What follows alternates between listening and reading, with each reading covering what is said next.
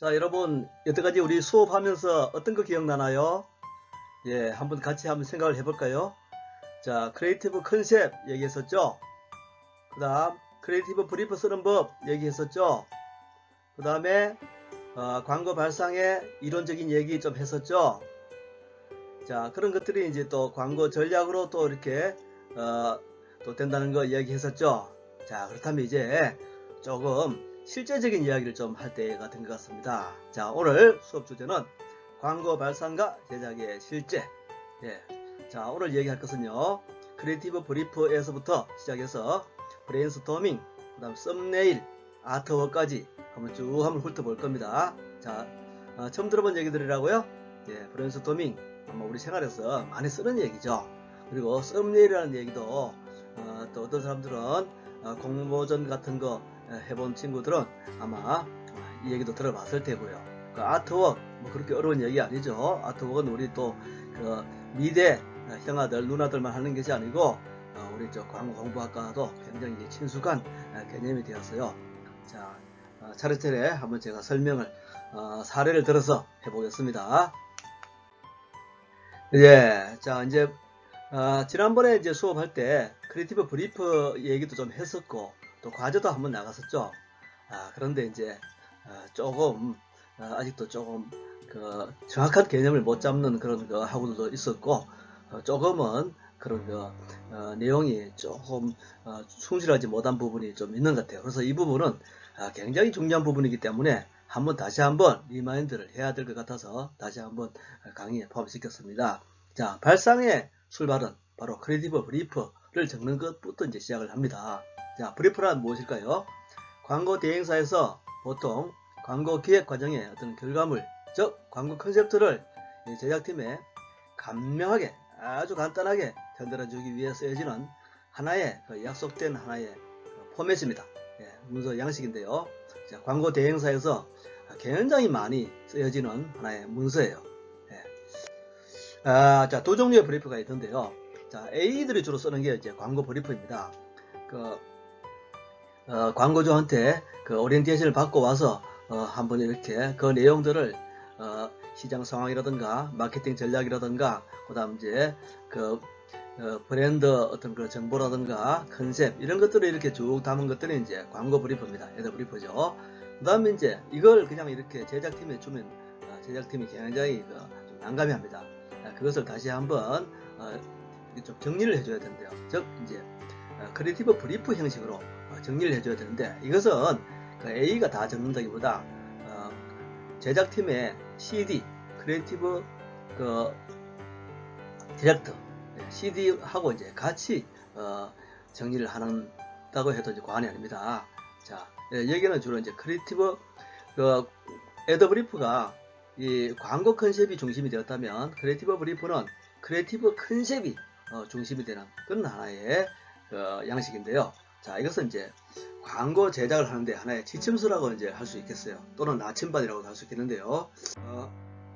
자, 브리프 없이 어떤 광고 제작 또는 광고 기획 또는 마케팅 프로젝트에 임하는 것은 나침반 없이 모험을 떠나는 것이다. 이렇게 이제 얘기를 할 수 있겠습니다. 그만큼 이 크리에이티브 브리프는 광고 제작을 하는 데 있어서 주방장들이 일을 하는 데 있어서 굉장히 중요한 그런 하나의 양식입니다. 자, 이렇게 이제 이 A는 말하자면 크리에이터들이 하나의 주방장이라면 요리사에 비유한다면 주방장이라면 CD가 주방장이겠죠. 그러면 이제 A는 이런 말을 말해요. 철가망이다 이런 얘기입니다. 즉 제작팀이 만들어준 그런 광고 시안을 잘 배달해서 광고주에게 잘 전달해서 팔아오는 게 A들의 책무예요. 예, 그래서 이제 잘 팔리는 그런 광고 제작물을 만들기 위해서는 브리프를 잘 써줘야 됩니다. 아주 브리프를 정말 독창적으로 그리고 알기 쉽게 이렇게 잘 요약을 해서 이렇게 주방팀들한테 전달해 줘야지 주방장의 지휘하에 주방팀들이 맛있는 음식물을 만들어서 그 철가방 안에 담아줄 수 있는 겁니다. 자, 그러면 이제 크리에이티브 브리프엔 어떤 내용이 들어가는가? 자, 수업을 이미 했지만은 한 번 더 상기해 보겠습니다. 크리에이티브 브리프의 내용 중에서 이제 1번, 2번은 뭐 그냥 스킵해도 돼요, 사실은. 그냥 이렇게 요식적인 거니까요. 그 광고주, 브랜드명 뭐 이런 것도 들어가고요. 그 다음에 이제 또 광고주가 꼭 이렇게 넣어 달라고 하는 그런 부분들, 그건 넣어주면 되는 거예요. 광고의 조건 같은 거. 이 캠페인 광고는 캠페인으로 가는 것인가, 단발 광고로 가는 것인가, 그리고 이제 몇 번째 시리즈인가, 또 이게 모델은 누구를 할 것인가, 뭐 이런 것들 이제 들어가는데요. 이것은 거의 정해진 거니까 제작팀이 그렇게 신경 쓰지 않아도 되는 내용이고요. 그 다음에 이제 이제 3, 4번은 이제 굉장히 중요합니다. 표적 청중. 누구에게 커뮤니케이션 하는가, 이 광고를 누가 주로 읽고 누가 시청하는가 하는 게 이제 굉장히 중요하죠. 그래서 이제 이 타겟 프로필을 잘 적어야 됩니다.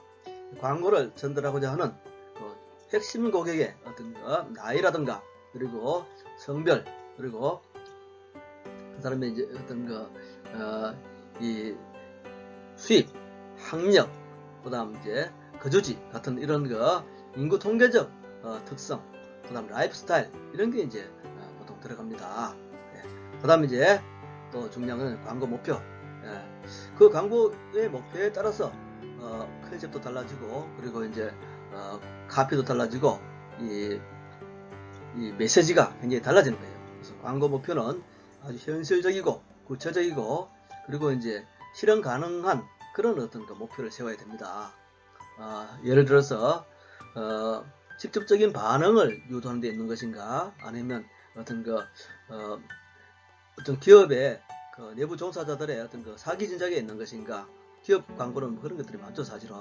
그 다음 이제 브랜드 인지도 정대를 하는 것인가, 그 다음 이제 기업 인지도를 정대하는 것인가, 그 다음 이제 우리 제품에 대해서 가지고 있는 어떤 잘못된 어떤 그런 오해라든가 편견을 불식하는 데 있는 것인가, 그 다음 이제 브랜드와 기업에 대해서 어떤 호감을 정대시키는 데 있는 것인가, 그 다음 이제 한번 트라이얼을 제품 사용 경험을 한번 갖게 하는 데 있는 것인가 하는 그런 데 따라서 이제 광고의 목표도 달라지고, 그에 따라서 컨셉도 달라진다고 보면 되겠습니다.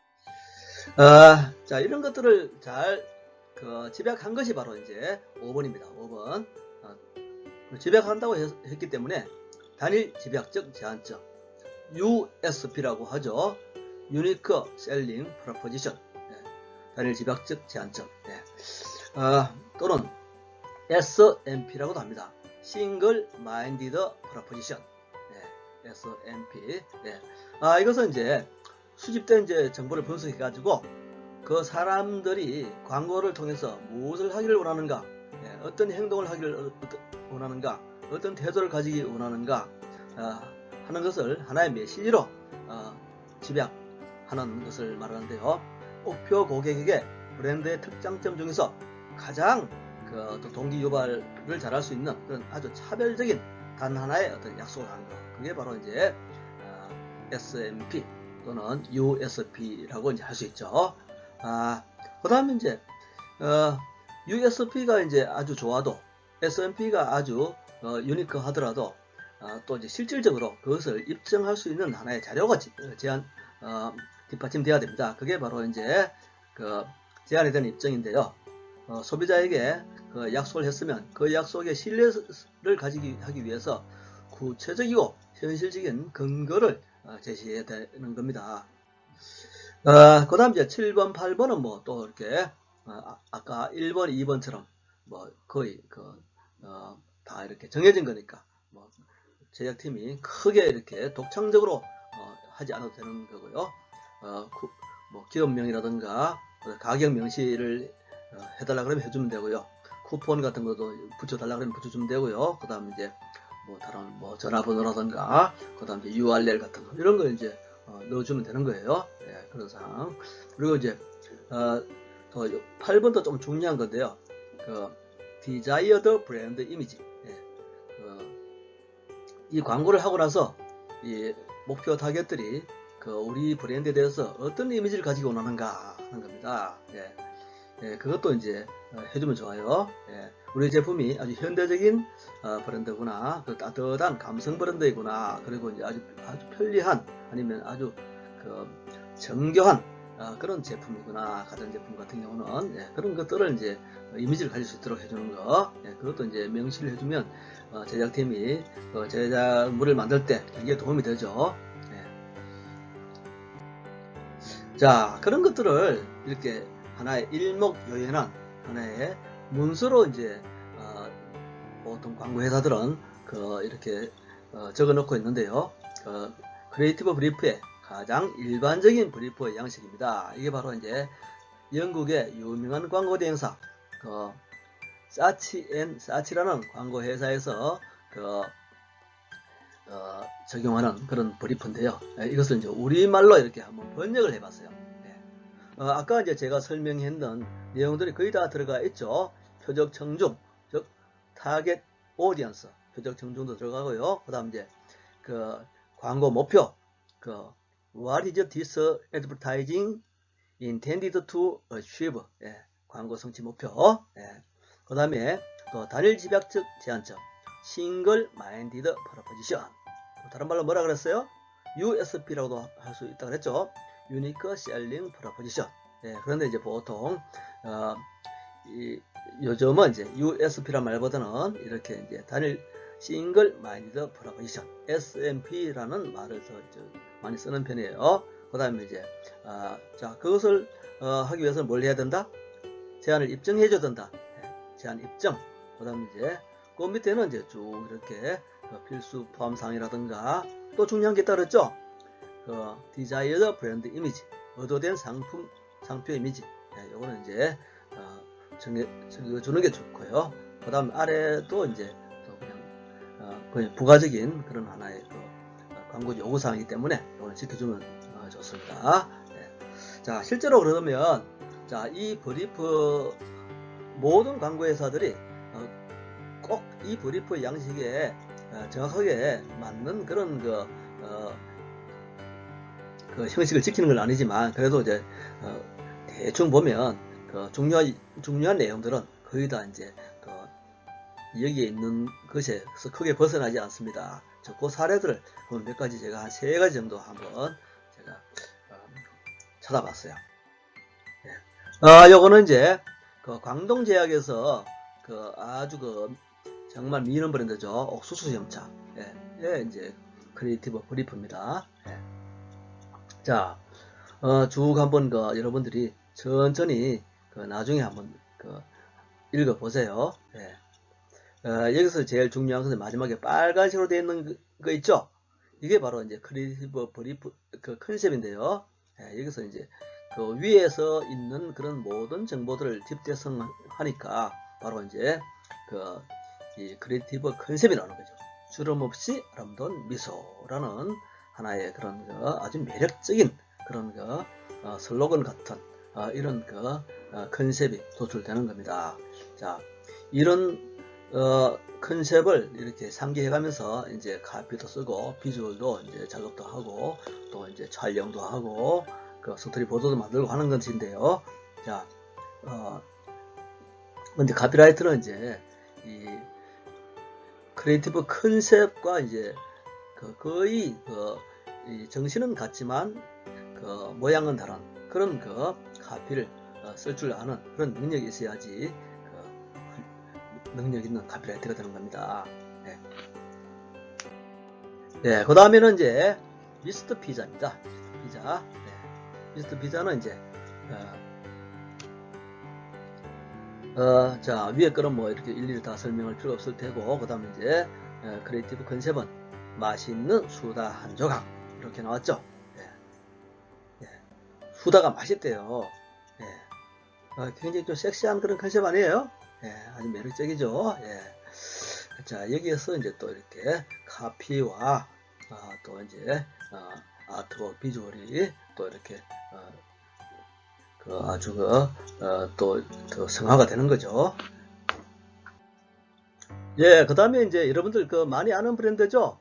예, 롯데 칠성 음료에서 나온 핫식스입니다. 예, 핫식스는 우리가 이제 그 졸립거나 아니면 정신이 몽롱하거나 아니면 지쳤을 때나 이럴 때 이제 우리가 먹으면서 정신 번쩍 들게 하는 그런 이 에너지 음료인데요. 예, 자, 크리에이티브 컨셉이 뭐예요? 청춘을 빛내는 끈기라고 되어 있습니다. 그렇죠. 이 파란색 패키지로 되어 있는 캔에서 어떤 청춘을 연상시키고 끈기 있게 도전하는 사람만이 빛날 수 있다는 것을 하나의 인사이트로 제시하는 그런 하나의 컨셉입니다. 자, 이것도 얼마든지 아주 좋은 아이디어가 나올 수 있는 하나의 바탕이 되는 그런 하나의 컨셉이라고 할 수 있겠죠. 그 다음에 이제, 자, 여기에 따라서 이제 우리가, 크리에이티브 브리프가 이렇게 정리가 되면, 그에 따라서 우리가 이제, 얼마든지 우리가 아이디어가 춤출 수 있는데요. 자, 아이디어가 춤추게 하기 위해서는, 뭘 해야 된다? 브레인스토밍을 하는 겁니다. 브레인스토밍, 어떤 광고 발상 회의를 이제 우리가 좀, 하는데요. 자, 브레인스토밍이라는 말도 이제 많이 들어봤을 겁니다. 자, 여러 사람들이 모여서 어느 한 주제에 대해서 다양한 아이디어를 집단적으로 내놓는 발상법이죠. 이 집단 사고를 통해서 사고의 어떤 확산을 추구하는 그런 회의 방식이라고 이제 다들 이제 알고 있을 겁니다. 브레인스토밍은 브레인, 그다음 스토밍 두 개가 결합된 그런 하나의 용어인데요.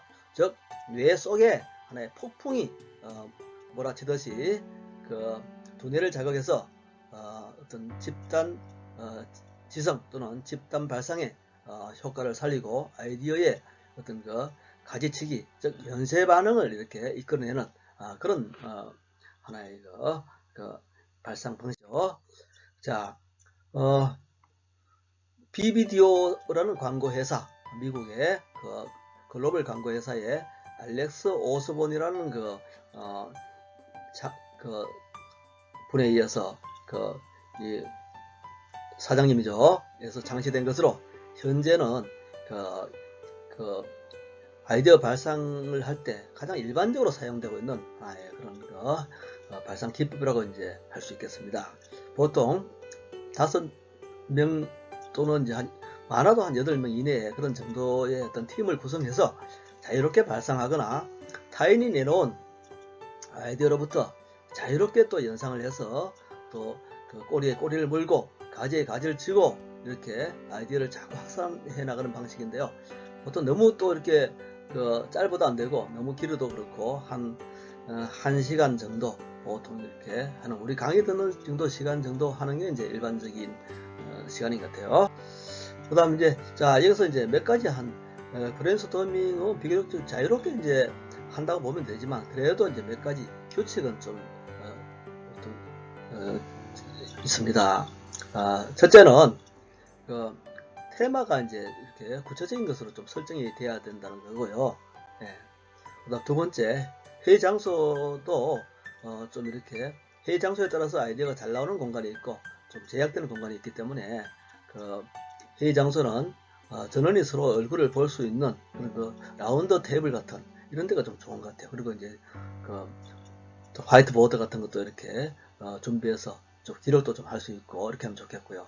그 다음에 이제 비교적 이렇게 자유롭게 하면 되지만 그래도 이제 어느 정도 리더가 좀 있는 게 좋을 것 같아요. 이야기가 이렇게 좀 막혔을 때 좀 이렇게 풀어주고 또 새로운 방향을 이렇게 제시해서 다음 라운드로 자꾸 넘어갈 수 있도록 해주는 그런 하나의 어떤 회의를 주재하는, 그런 암묵적으로 주재하는 그런 사람이 있는 게 좋을 것 같고요. 그 다음에 이제 모든 멤버들이 이렇게 자유롭게 발언할 수 있는 그런 분위기가 굉장히 중요합니다. 그 다음에 이제 또 아이디어 평가는 가능하면 적시적시 이렇게 하는 것은 좀 자제하고 그때 이렇게 너무 이렇게 좋은 아이디어만 집착하는 것보다는 질보다는 양을 이렇게 좀 목표로 해서 즉각적인 비판이나 어떤 평가는 좀 자제하고 어느 정도 시간이 지난 다음에 이렇게 한번 더 숙성 기간을 거쳐서 평가하는 것이 보통 일반적으로 이제 좋다고 말을 합니다. 자, 앞에서도 얘기했지만 이 브레인스토밍에는 이제 기본 원칙들이 몇 가지 있습니다. 첫째, 비판 금지. 두 번째, 자유분방. 세 번째, 질보다는 양. 네 번째, 결합과 개선. 다섯 번째, 실용성과 경제성에 대한 고려. 예. 이런 것들도 좀 염두에 두면 좋은 아이디어를 내는데 상당히 도움이 되고요. 그 다음 이제 중요한 것은 그 오른쪽 그림처럼 이렇게 그때그때 나온 아이디어를 잘 이렇게 메모하고 정리하고 이렇게 기록해 놓는 것이 굉장히 중요합니다. 그럼 브레인스토밍에 대해서 제가 안녕하십니까? 말씀드린 내용을 글로벌 인재 경영원의 윤경로입니다. 직접 들어볼까요? 오늘은 우리가 가장 일반적으로 활용하는 브레인스토밍 기법에 대해서 다시 한번 살펴보는 시간을 갖도록 하겠습니다. 브레인스토밍은요, 일찍이 1939년 미국의 알렉스 오스본이라는 사람이 창안을 했다고 합니다. 그는 창의적으로 문제를 해결하는 방법으로 이 브레인스토밍을 개발했는데요. 그 이후에 많은 사람들이 활용을 하고 또 다양한 형태로도 발전이 되었습니다.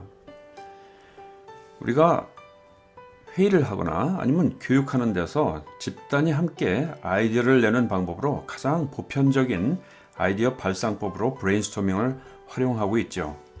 근데 브레인스토밍이 제대로 되려면은 굉장히 중요한 것이 우선 자유로운 그런 분위기 조성이 첫 번째입니다.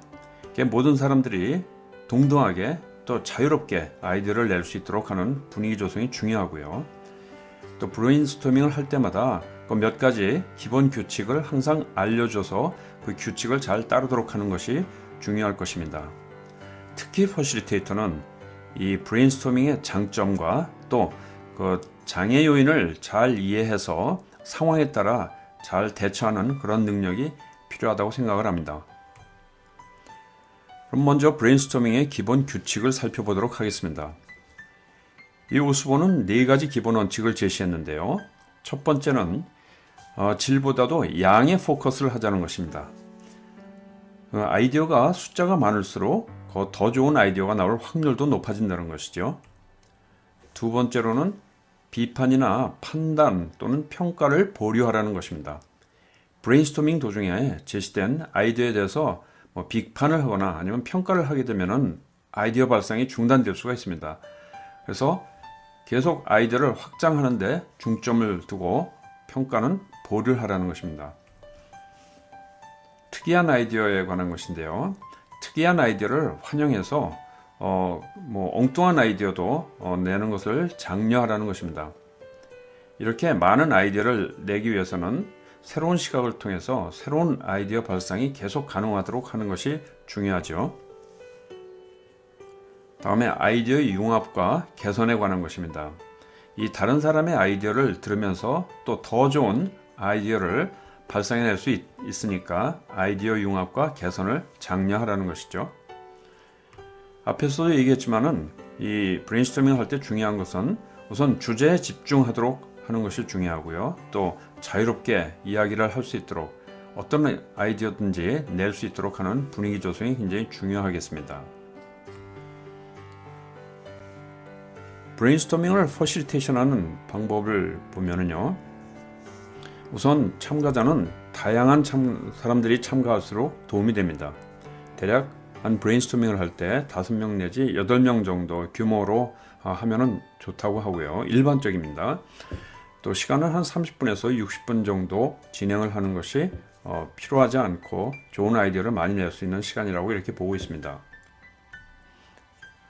먼저 주제를 명확하게 정의를 하고 그것을 크게 기록해서 써붙여 놓으면 도움이 됩니다.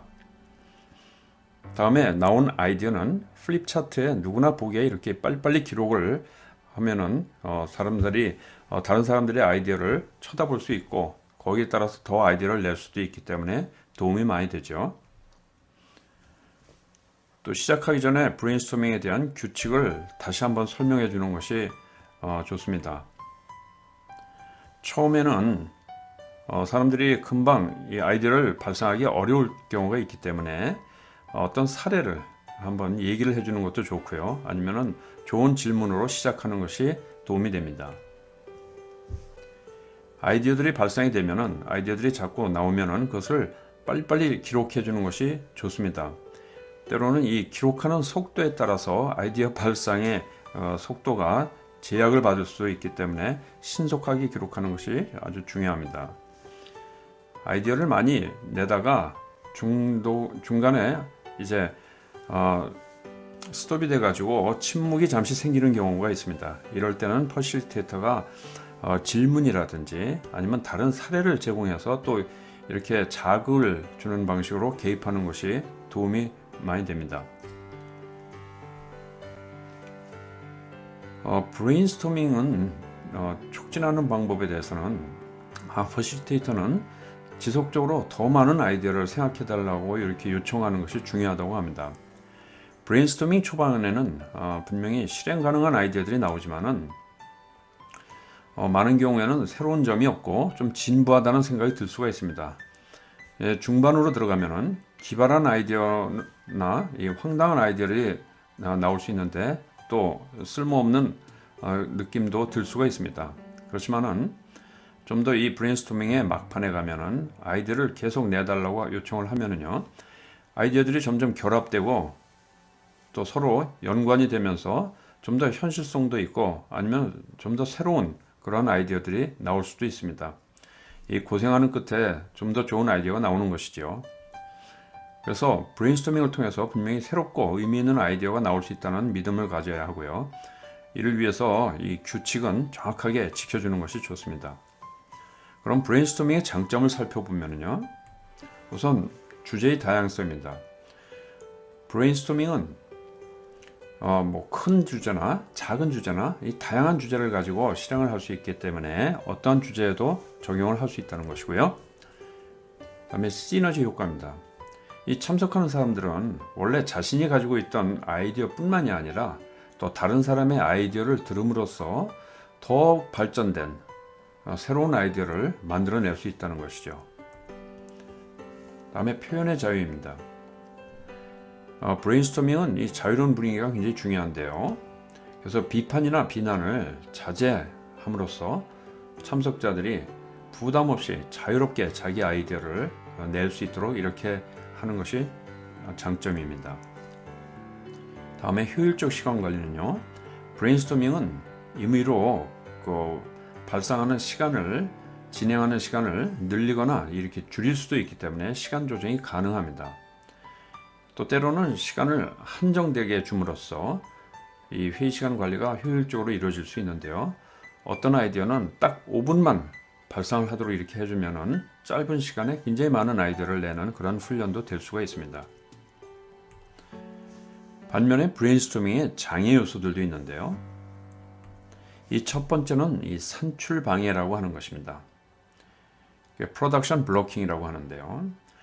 브레인스토밍은 다른 사람의 이야기를 경청하는 동안에 자신의 사고가 방해될 수가 있고요. 또 집단이 커지면은 자기 아이디어를 표현하는데 좀 어려움을 받는 사람들이 있어서 제약을 받을 수도 있고요. 또 시간이 제한되기 때문에 창의적인 아이디어를 충분히 발상을 한다든지 아니면 설명할 시간이 부족해서 좋은 아이디어가 때로는 사장될 수도 있는 그런 산출 방해가 있을 수 있습니다. 다음으로는 사고 기반이 고정되는 경우가 있는데요. 이 집단 내에서 고정된 집단 내에서 아이디어를 교환하는 경우에는 그 생각하는 방식이 굉장히 비슷하기 때문에 이 사고 기반이 고정돼 가지고 좀 더 참신하거나 아니면 다양한 아이디어를 내기가 어려운 경우가 있다는 것입니다. 특히 집단 사고를 하는 그런 경향이 있는 그룹이 아이디어를 내게 되면요, 아이디어 숫자는 많아질지 몰라도 새롭거나 다양한 아이디어가 나올 확률이 굉장히 적다고 이렇게 얘기를 하고 있습니다. 다음은 평가에 대한 불안인데요. 브레인스토밍을 하는 집단 내에 권위가 있는 인물이 상사가라든지 이런 사람이 같이 한다든지 아니면 집단 그 구성원들, 참가자들 간에 서로 불편한 사람이 있을 경우에는 자기가 자유로운 아이디어를 내는데 불안을 느껴서 즉 남들이 좀 부정적인 평가를 할까 봐서 그런 두려움 때문에 다양한 아이디어를 잘 못 낼 수도 있다는 것입니다. 또 브레인스토밍에서는 아이디어들이 여러 사람들이 전체 숫자로 합쳐지기 때문에 다른 사람들이 더 좋은 아이디어를 내겠지 하고 그냥 단순히 무임승차를 하거나 좀 태만해지는 그런 가능성이 있습니다.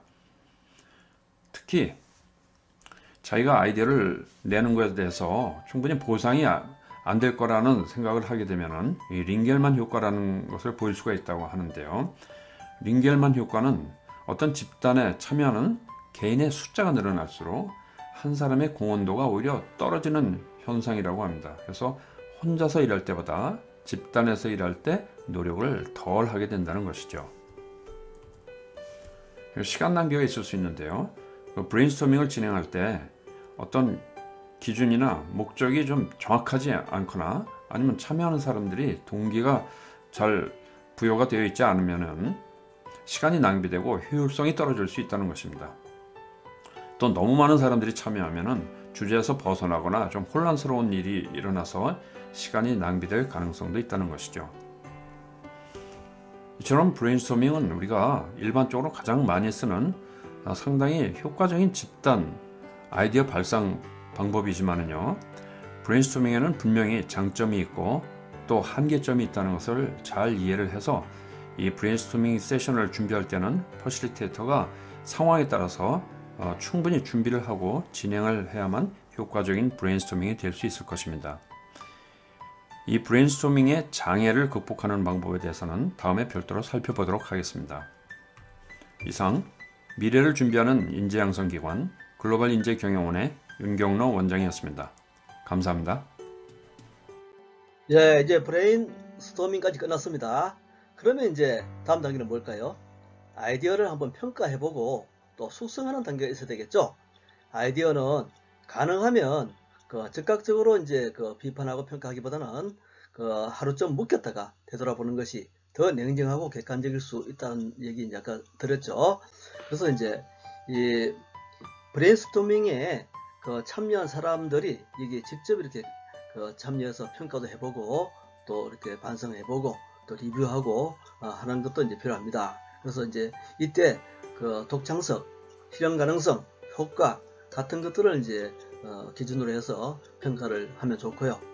그리고 이제 또 이때는 이제 모든 비판을 갖다가 방어적으로 할 것이 아니고 좀 이렇게 겸손하게 받아들이고 버릴 것은 과감히 버리고 또 이제 또 새롭게 발전시킬 것은 발전시키는 그런 자세가 이제 필요합니다. 뭐 꼭 이렇게 확실하게 이렇게 이 단계를 거쳐야 되는 것은 아니지만 그래도 몇 가지 이렇게 계략적으로 보면 단계가 이렇게 좀 있어요. 자, 1차는 정리 단계. 네. 어떤 완성되지 않은 상태에서 목적에 비슷하거나 소비자의 호기심이나 관심을 끌 수 있는 새로운 아이디어를 이제 골라내는 거죠. 그 다음에 이제 한번 또 정리를 하고 나서는 또 다음 또 그것을 또 버리는 단계가 또 필요합니다. 이렇게 취합했다가 버리고 취합했다가 버리고 이런 단계를 자꾸 반복하는 것이 이제 좋은 아이디어를 걸러내는 방법이죠. 예. 원석에서 이 보석을 우리가 이제 정제하는 그런 방법이죠. 1차적으로 골라낸 아이디어를 그대로 두고 의도적으로 이제 본래 궤도를 한번 벗어나 보는 거죠. 자, 킵하고 다음 아이디어 뭐 보통 이제 그렇게 말을 하죠. 그래서 이제까지 나온 비주얼이나 카피를 잊어버리고 그것과 이제 관계없는 새로운 자료도 한번 찾아보고 제3자의 평가와 조언도 들어보고 또 때로는 잠을 자거나 아니면 어떤 여행을 한번 가보거나 산책을 하거나 어떤 명상에 한번 잠겨 보기도 하고 그런 도중에 이제 잠재의식을 가동해서 한번 또 이렇게 새로운 아이디어를 한번 떠올려보는 그런 단계예요. 그 다음에 이제 그렇게 해서 이제 한번 이때까지 이제 정리된 아이디어, 그리고 이제 또 아니면 또 버렸다 싶은 아이디어를 갖다가 다시 살려낸 아이디어, 이런 것들을 갖다가 또 연결하는 단계입니다. 아직 완성되지 않은 아이디어들이 검토되어야 할 범위 내에 있다면 그것들을 골라내어서 광고 목적과 연결시켜서 새로운 아이디어를 한번 또 이렇게 이것을 살릴 수 없을 것인가, 이것은 더 발전시킬 수 없을 것인가, 이것을 한번 이렇게 검토해보는 그런 단계죠. 그 다음에 이제 또 아이디어를 분류하는 단계인데요. 성전된 아이디어를 갖다가 장점과 단점을 한번 이렇게 분석을 해보는 겁니다. 그래서 이제 그 단점보다 장점이 많은 그런 아이디어는 한번 또 살려보고, 단점이 많으면 이제 버리고 하는 그런 작업을 통해서 우선순위를 갖다가 이렇게 한번 정해보는 거죠. 그 다음 이제 아이디어 검증 단계인데요. 우선순위에 있는 아이디어가 이 브랜드나 광고주의 어떤 문제를 해결하고 목적을 잘 이렇게 충족할 수 있는지 점검해서 이 실행 가능한 아이디어인지 한번 검토해보는 단계입니다. 자, 그렇게 해서 이제 어느 정도 이제 정리된 아이디어는 이제는 이제 어느 정도 이제 표현을 좀 하는 단계를 필요로 합니다. 자, 아주 거칠게, 아주 간략하게 그런 아이디어를 정리해 놓은 것을 우리가 이제 뭐라 그런다? 썸네일이라고 합니다. 썸네일. 또는 이제 영상 광고에서는 스토리보드, 러프 스토리보드라 그래요. 예. 자, 이것을 갖다가 이제 이런 단계를 거쳐야 되는데, 자, 이때 이제 여러분들 걱정되는 게 있죠. 나는 그림 솜씨가 별로 없는데 어떻게 꼭 이렇게 비주얼로 이렇게 정리를 해야 되나요? 예, 그렇지는 않죠. 비주얼이 안 되면 비주얼이 떠오를 수 있을 정도로 글로 이렇게 적어 놔도 되는 겁니다. 그것을 보통 시놉시스라 그래요. 개요, 시놉시스, 요약 이렇게 말하는데, 자, 누가 봐도 이런 그림이 나올 수 있겠다 하는 정도로 이제 글로 적어 놓으면 되는 거죠. 그것을 더 경제적으로 하는 게 바로 이제 썸네일 스케치입니다. 그냥 아주 그냥 개발세발 이렇게 그려 놓은 거죠. 이게 이제 썸네일 스케치인데요. 자, 그 예시가 바로 이제 앞에 있는 이런 거예요. 네. 이거는 이제 제가 예전에 여러분들하고 이제 이 크리에이티브 수업을 하면서 실제로 이제 수업 시간에 실제로 여러분들 선배들이 했던 썸네일 중에서 아직까지도 재밌어서 아주 참신함 같아서 지금 제가 킵하고 있는 그런 겁니다. 자, 레미안이라는 아파트 브랜드인데요. 예. 첨벙첨벙, 예. 수영장, 어라차차, 헬스클럽, 콩닥콩닥, 운동장. 예. 그래서 이제 레미안이 실제로 이런 레미안에서 모든 아이들의 모든 꿈이 이렇게 이루어진다는 그런 컨셉을 가지고 이렇게 이제 아주 키워드와 키 비주얼만 이렇게 정리해 놓은 게 바로 이제 썸네일 스케치입니다. 자, 다시 한번 썸네일 스케치란 뭐냐? 프로젝트 팀원들이 광고 컨셉이나 또는 크리에이티브 브리프에 있는 내용을 자유롭게 아이디어로 이제 표현하는 단계입니다. 그래서 통상 실제 이제 시안 크기보다는 아주 축소된 사이즈로 거칠게 드로잉하는 것을 말하는데, 썸네일은 왜냐하면 엄지, 네일, 손톱, 엄지 손가락의 손톱을 이제 썸네일이라고 하는데, 그만큼 아주 작은 사이즈로 이렇게 형식의 구애 없이 이렇게 스케치 한다는 뜻이죠. 네. 엄지 손톱에 간단하게 메모할 정도의 아주 형식이 없는 거친 어떤 드로잉을 우리가 썸네일이라고 이제 보면 되는 거죠. 그래서 이제 아이디어의 어떤 발상을 폭을 넓게 가지고 이 단계에서 이제 이렇게 정리한다기보다 자꾸 연상하고 이렇게 그냥 이렇게 메모한다는 정도의 어떤 그런 생각만 가지고 이제 작업을 하는 그런 것이 바로 썸네일 스케치입니다. 또 영상 광고 같은 경우는 이제 이렇게 스토리보드를 이렇게 러프하게 스케치를 해 놓아야 되는데요. 보통 이렇게 이제 비주얼 부분, 그리고 이제 오디오 부문, 카피 부문, 이렇게 이제 보통 이 공간을 나누어서 이렇게 정리를 하게 되죠. 예. 인쇄 광고의 아이디어를 표현하기 위한 러프한 스케치를 썸네일이라고 하는데 반해서 TV 광고나 온라인 광고의 아이디어를 표현하기 위한 것을 러프 스토리보드 스케치라 이제 합니다. 다시 말해서 영상 광고의 주요한 내용을 구성하는 음향 요소, 여기는 이제 주로 카피, 멘트, 내레이션, 사운드 에펙트, 배경음악, 징글 같은 것들이 이제 들어갈 수 있죠. 그 다음 이제 시각 요소, 비주얼이라든가 영상이라든가 이미지, 자막 같은 거, 이런 것들이 이제 들어가고요. 그 다음 이제 디렉션, 구체적으로 어떻게 연출을 한다? 뭐 그런 것들을 이제 적어 놓은 것을 우리가 이제 러프 스토리 보드라고 이야기를 합니다. 자, 그래서 이제 여러분들 마찬가지로 여러분들 선배들이 실제로 했던 그런 작업을 갖다가 또 여기다 몇 가지 소개를 하겠습니다. 썸네일 스케치 실제 사례. 네. 그 다음에 이제 그 단계가 지나면 조금 이제 어떤 친구들은 좀 욕심을 내서 약간 또 컴퓨터를 가지고 이렇게 좀 디테일하게 하는 친구도 있어요. 예. 이제는 이제 또 공모전에서 어떤 출품할 때도 거의 아주 정교한 그런 이 CG 같은 것을 많이 하기 때문에 디테일 스케치가 굉장히 많이 또 이렇게 실행되고 있어요. 예. 하이모 어떤 광고에 디테일 스케치를 갖다가 일러스트레이션을 이렇게 어느 정도 작업을 한 거죠.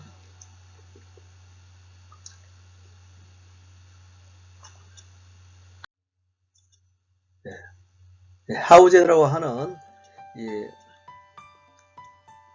세탁기 브랜드입니다. 그래서 이제 다른 세탁기보다 아주 성능이 우수해서 세제를 반만 넣어도 된다 하는 그런 컨셉을 채용하고 있는 거죠. 안경에 비유해서요.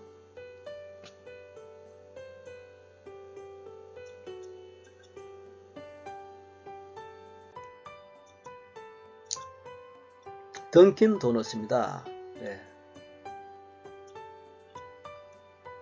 커플링에 비유해서 커플티, 마치 도넛의 모양이 하나의 링, 반지처럼 되어 있죠. 그러면서 이제 또 같이 커플티를 곁들여서 이제 즐겨라 하는 그런 컨셉으로 되어 있죠.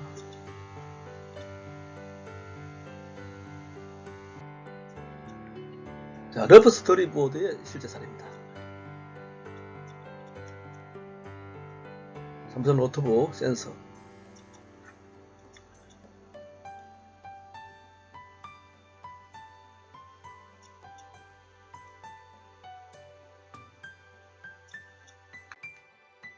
예. 그 다음 이제 인터넷 배너 같은 경우도 인터넷 광고 같은 경우도 이렇게 실제로 스토리보드에 의해서 이렇게 작업이 이루어지는데요. 예.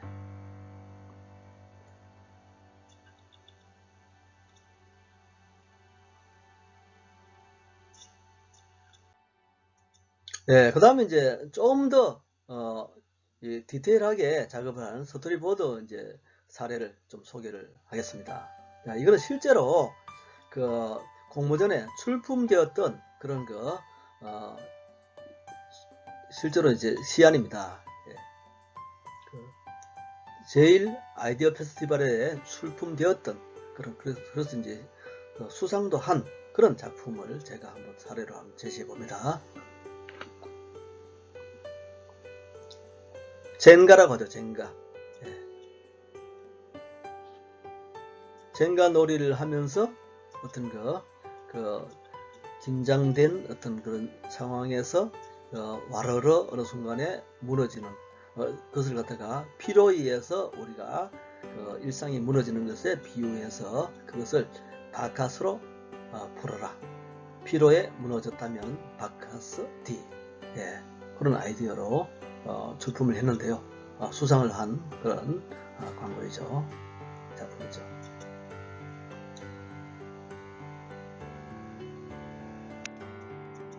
자, 이렇게 해서 이제 우리가 썸네일, 그 다음에 이제 러브 스토리 보드 스케치까지 이제 한번 쭉 살펴봤는데요. 자, 그렇다면 자, 이것을 이제 우리가 썸네일을 할 때도 그렇고 스토리보드를 할 때도 어느 정도 이제 아트웍이 사실 필요하고요. 그 다음에 그것이 이제 실제로 그 광고주의에서 승인된 다음에 광고 제작물로 만들 때 이제 정말 필요한 게 바로 아트웍입니다. 그리고 또 카피라이팅도 좀 더 정교하게 해야 되고요. 그래서 이제 지금부터는 아트웍은 어떻게 하는 것인가, 또 카피는 어떻게 정리하는가 하는 것을 주제로 설명을 드려보겠습니다. 자, 아트웍의 기본 요소는 바로 이제 점, 선, 면, 컬러, 색상, 그리고 이제 공간, 스페이스, 뭐 이게 다라고 이제 보면 됩니다. 예. 점이 모여서 선이 되고, 선이 또 모여서 면이 되고, 또 그 면, 점선 면에는 어떤 그 컬러에 따라서 또 이렇게 어떤 하나의 그 이미지가 달라지고, 또 이제 공간의 모양도 이제 또 어떻게 하느냐에 따라서 굉장히 더 다른 비주얼이 만들어지는 거죠. 이 모든 것들이 하나의 생명을 가져요. 자, 카피에는 카피 전략이 있듯이 디자인에도 디자인 전략이 있습니다.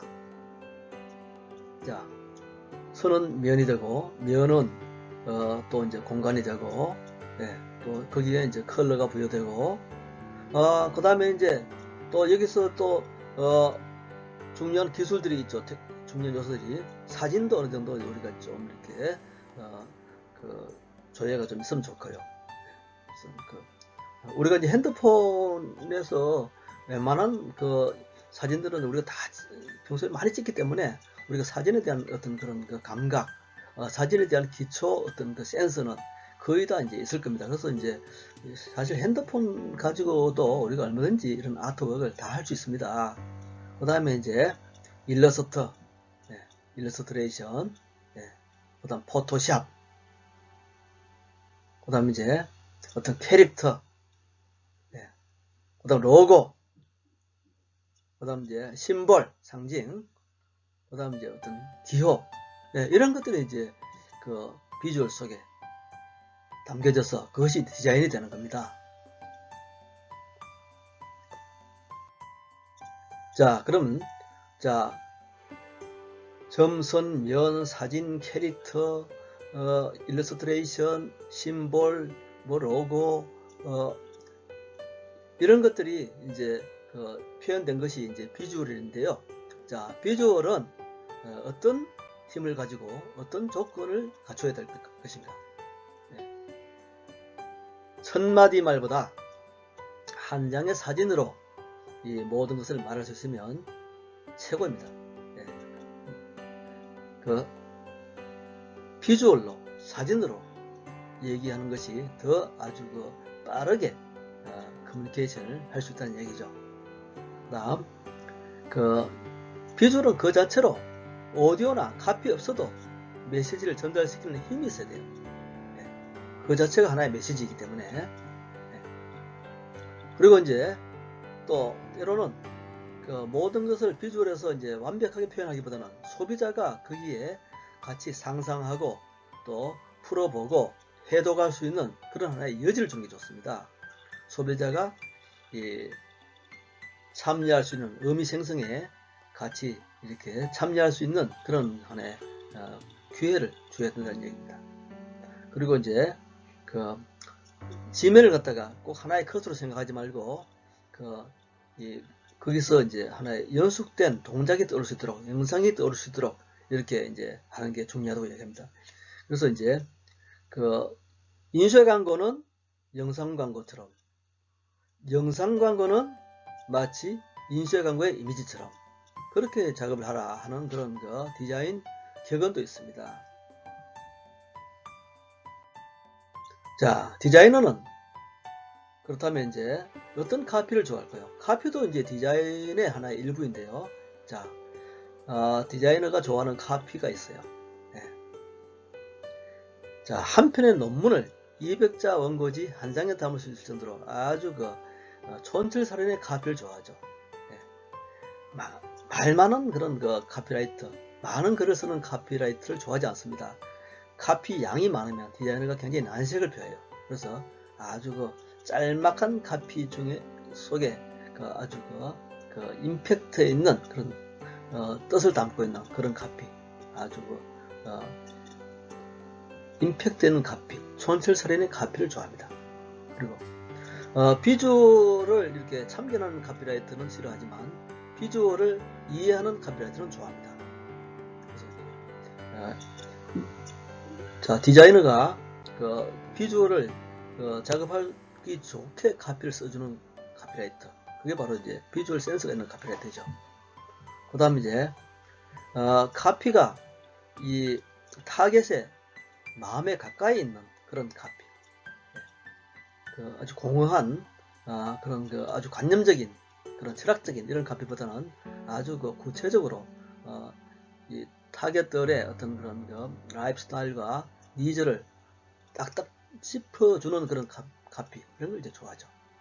그 다음 이제 또 반드시 이제 카피 양이 적다고 좋은 것만은 아니죠.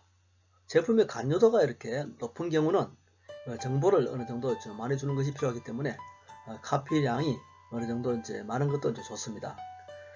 많은 카피량이 많은 그런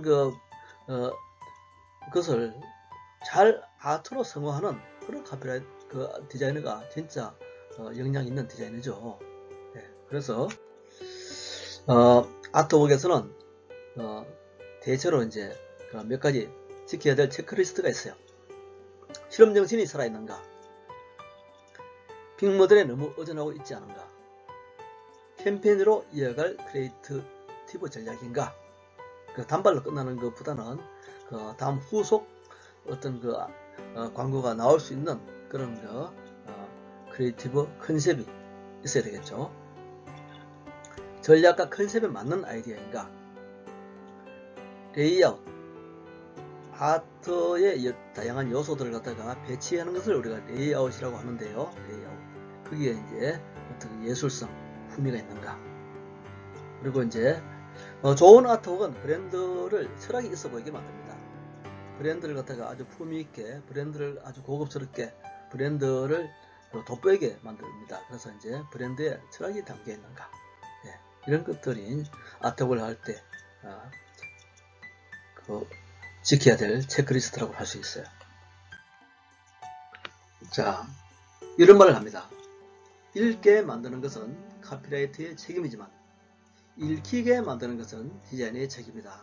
네, 일단은 이제 카피라이터가 좀 읽고 싶은 그런 카피를 써야 되고요. 그 다음 그것을 잘 레이아웃을 하고 아트웍으로 성화시켜서 잘 읽히게 만들어야 됩니다. 네. 그게 바로 디자인의 책임이죠. 자, 그러면 이제 카피는 구체적으로 어떤 구성 요소를 가지고 있는가? 대체로 이제 카피는 이렇게 헤드라인, 그리고 리더 카피, 바디 카피, 뭐 이런 정도의 어떤 요소를 이제 보통 가집니다. 그 다음에 이제 헤드라인 아래에 보통 이제 키 비주얼이 나오긴 하는데 반드시 이것은 정해진 것은 아니고요. 때로는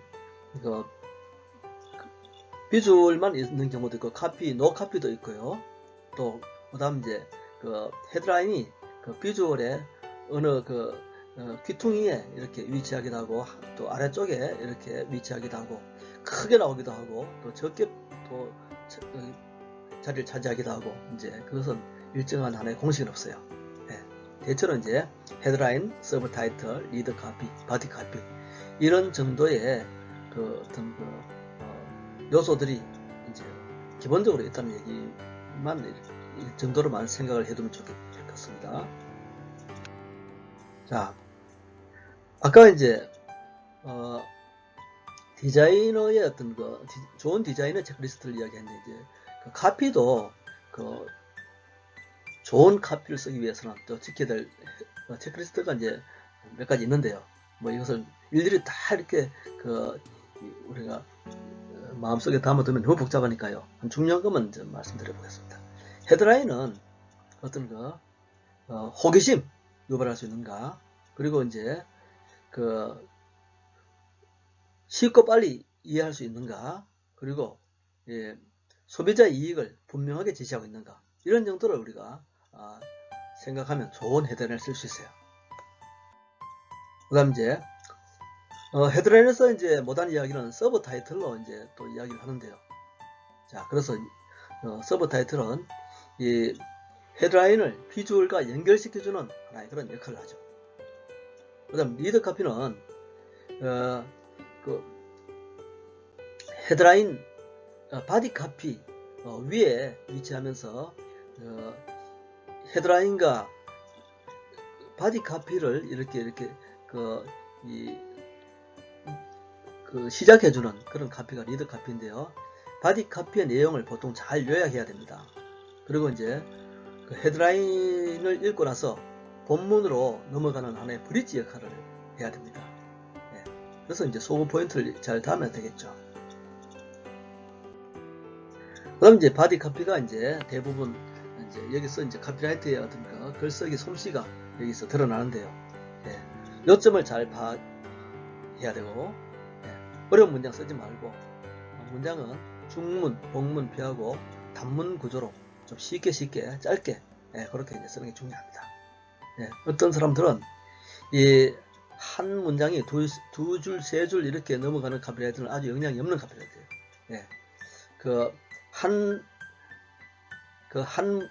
한 줄에도 몇 개의 문장이 들어갈 수 있는 그런 카피라이터가 오히려 능력 있는 카피라이터죠. 또 바디 카피는 경쟁적 차별점 부각시켜야 되고요. 또 설득력이 있어야 됩니다. 신뢰성이 있어야 되겠죠.